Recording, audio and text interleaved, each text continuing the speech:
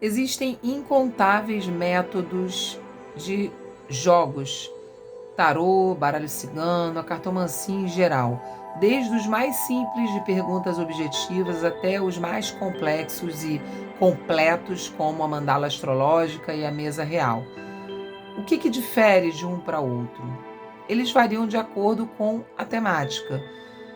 Para mim, conheço alguns cartomantes, posso dar como exemplo, que usam no máximo 3 métodos de jogos e são maravilhosos. Conheço outros que são incríveis também e jogam vários, inúmeros, tem caderno de anotações com vários tipos de jogos. Eu não acho que isso faça diferença na sua leitura. O que vai fazer a diferença na sua leitura é a interpretação do que está sendo visto, do que sai naquelas cartas, e não o método aplicado. O método, muitas vezes, pode ser criado na hora, porque a intuição, ela comanda muito o campo energético.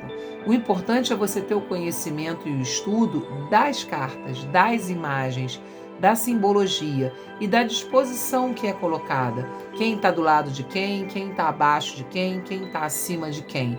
Tendo esse conhecimento, não importa qual é a tiragem.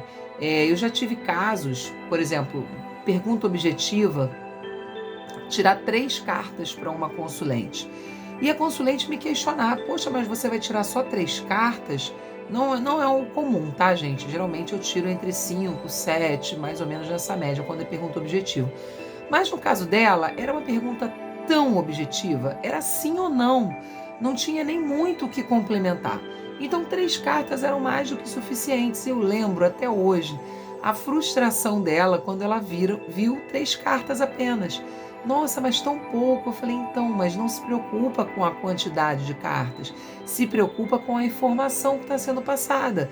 Porque se eu tirar 1, 2, 3 ou 10 cartas, o que vai mudar realmente é o conteúdo e não a tiragem ou a quantidade de cartas.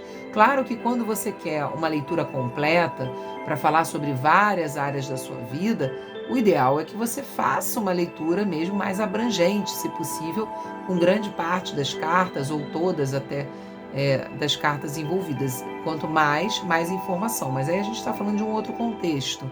É uma tiragem para saber sobre vários aspectos da sua vida.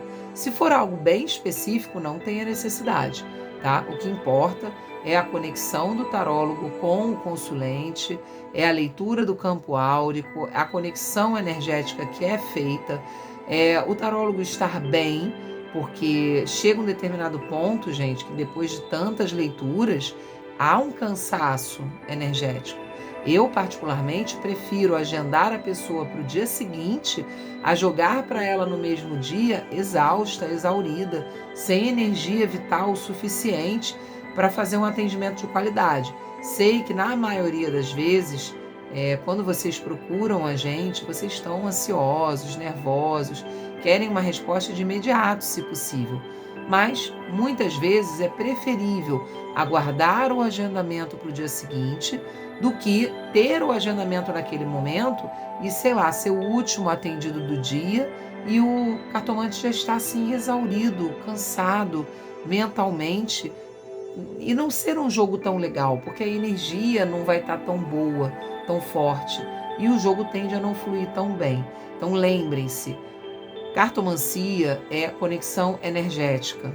Nós temos uma energia vital que amanhece com a gente num nível pela manhã e vai reduzindo ao longo do dia.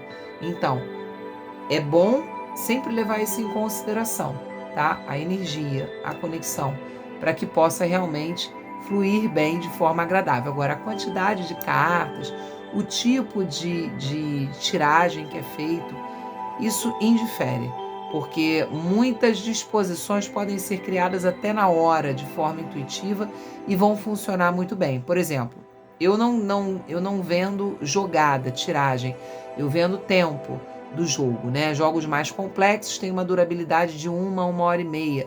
Jogos mais direcionados, geralmente, não ultrapassam 40 minutos. Pergunta objetiva é aquela resposta e ponto.